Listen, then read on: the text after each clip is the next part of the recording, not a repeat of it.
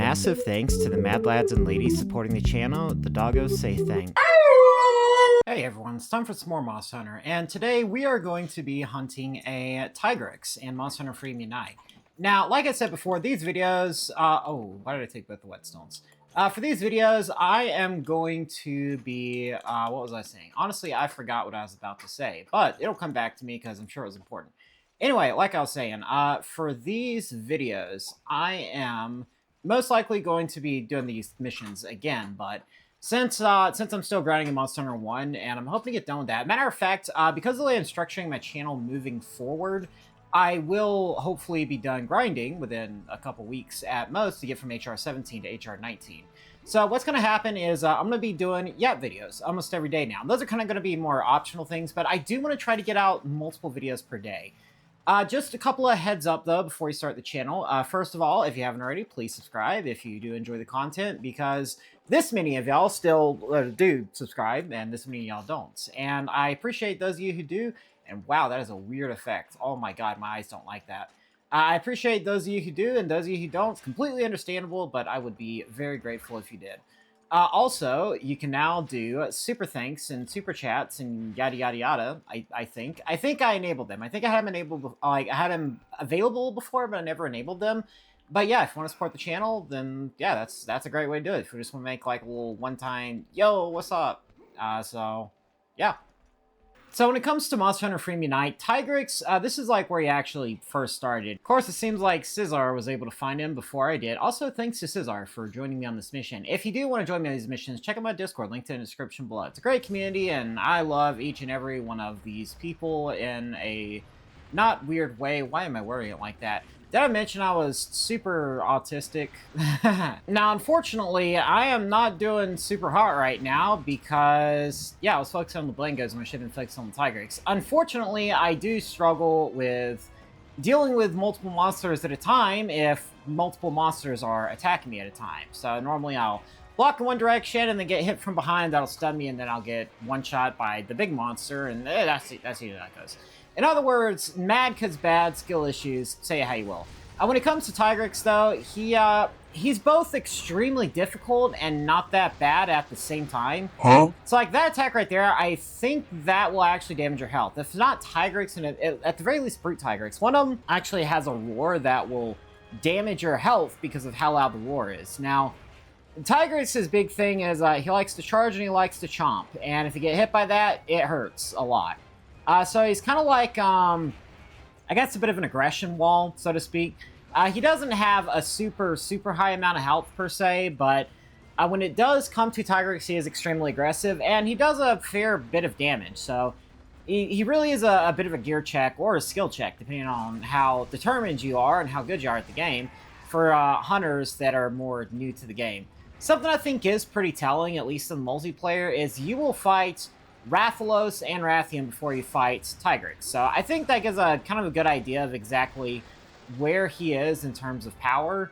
I would say is definitely, oh god, yeah. So that roar is a high damage, like a high stun roar. It'll actually stun you so long that he can get a free hit in and kill you. So that is very tragic. Unfortunately, I don't have much experience fighting Tigrex. I fought him a fair bit in Monster Hunter World, at least enough to get his full set of armor. Like both sets, which, so, you know, you think I would have known how to fight him pretty well by now, but I also haven't fought Brute Tigrex either, like ever in any game, I don't think. So Brute Tigrex is definitely going to be an interesting introduction. But Tigrex, I have fought him and beat him in Monster Hunter Freemium Night. I think I did it on stream, and we had a little party going. I think we had like 2 or 3 people there, but for Tigrex, there's a couple of things about him that makes him a bit hard to deal with. And obviously, first of all, there's his, like, really high damaging attacks and his extreme aggression with all of his, like, charging and roars and everything else. A couple of other things, though, is that he does have a projectile attack. So basically what he'll do is he will launch these boulders out of the ground at you. So, like, claw at the ground and it'll launch these boulders at you. And obviously those can deal quite a bit of damage. I know a lot of people have probably, fainted, gotten carded to that because it, like I said, does do quite a fair bit of damage. Another thing is his roar. Some of the roars are so loud they'll actually do damage to you. And obviously, whenever he gets enraged, he moves a lot faster. His hitbox is wide. So somebody like Scizor, who's actually good at fighting Tigrex, trying to help somebody like me who's bad at fighting Tigrex, has to do things like constantly throwing flash bombs to save me. However, when it comes to Monster Hunter Freedom Unite, thing about Tigrex is that he can be abused quite bad. So the way it can be abused is with flash bombs, really. And that's how a lot of monsters in Monster Hunter Freedom Unite can be abused.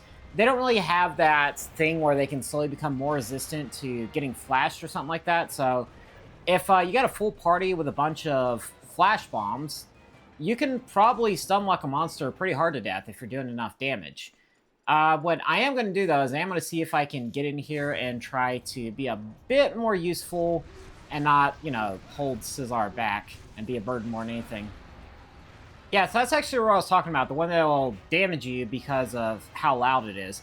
I couldn't remember if it was on Tigrex or not. Oh, God. Wow. Okay, all right. But I knew it was, at the very least, Brute Tigrex had it. So it looks like Tigrex, he can do it if he does get enraged.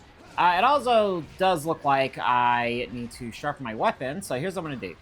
I am going to use a portable trap here, portable shock trap, and then after that, I'm going to sharpen my weapon, because, wow, I am really bad at the game. Anyway, yeah, hopefully he doesn't use his projectile attacks. If he does, well, it's going to do a lot of damage. Yeah, no, we're good. You do have to be careful whenever you're doing stuff in front of a trap like that if you're going to bait a monster over, because if you do bait a monster into a trap and they do like a launch attack, or not, like a lunging attack, and that attack has a bit of overreach where their hurt box collides with your hitbox, yeah, they're still going to hit you. So it's definitely a good idea to be very, very careful whenever you're trying to bait a monster into a trap. Also, keep in mind if a monster does have a projectile attack, they could potentially do a projectile attack. And obviously, if they do that, that'll make it completely pointless.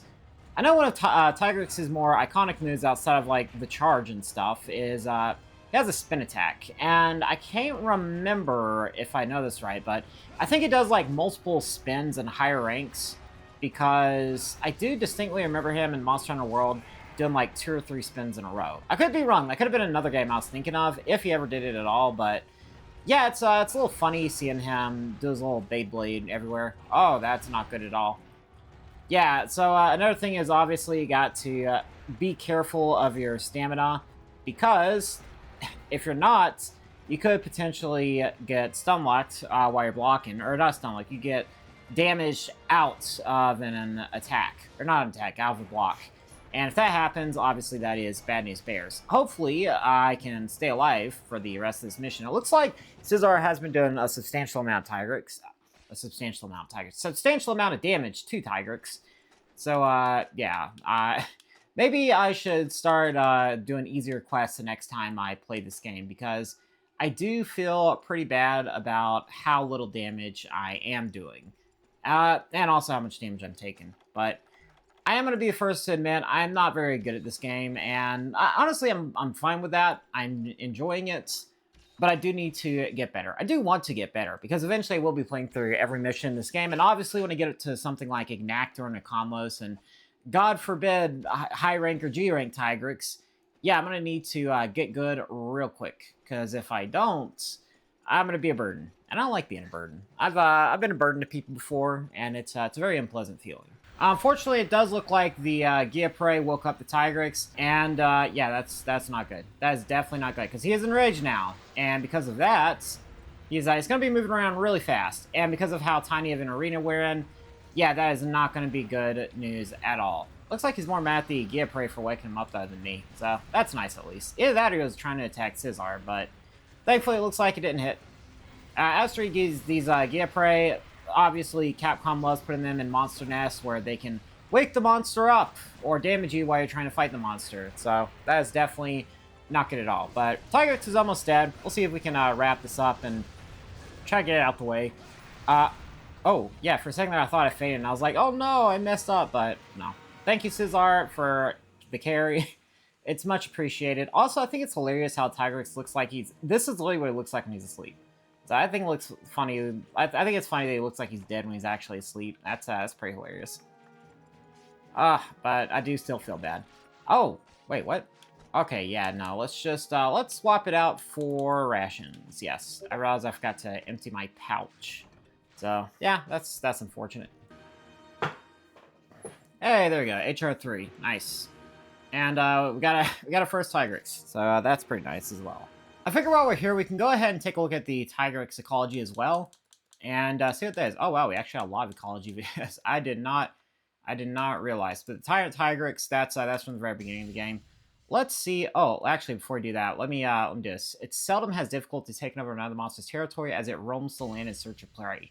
So yeah, before Deviljho came out in Gen 3, Tigrex was kind of like meant to be the original Deviljho. And not really like meant to be the original Deviljho, but just in that he like comes in, he's like a big ferocious beast, and he encroaches on monsters' territories and just kind of takes over.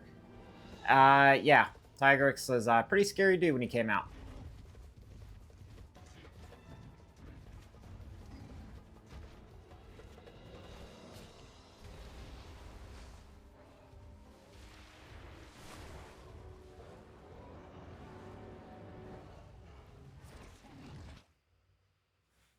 Yeah, spooky stuff. But yeah, I think that's going to be it for me. Thank everybody so much for watching. If you liked the video, leave a like on it. Comment down below if, I guess how you feel about Tigrex. And also, yeah, no, I think that's everything. Thank everybody for watching. Like the video if you like it. Subscribe if you want to see more Monster Hunter stuff. I'd be very appreciative. And also, like I said, I'm gonna try to release 2 videos a day. One edited video and one Yap video. If anything happens and I can't release 2 videos a day, I'll try to do at least 1 edited video and just give up the Yap video. But yeah, I think that's about it. If you want to join the community, check Discord. Check out my Patreon, linked in the description below if you want to support the future of the channel. Or, I don't know, if you want to super chat or super thanks, that would really help a lot. I'll just, honestly, that's just going to go straight to my dog's next round of shots, because I'm probably going to be doing that next month. Or their next bag of dog food. That's usually what my money goes to first. Their food and their health, and then my food, and then my rent. So that's usually the order it goes. Then after that, if I have any surplus, usually I just try to save it, or it goes to like bills or repairs on, like if I got a vehicle that needs repair. But yeah, I think that covers everything. Thank you everybody for watching, and I'll see you on the next video. Bye now.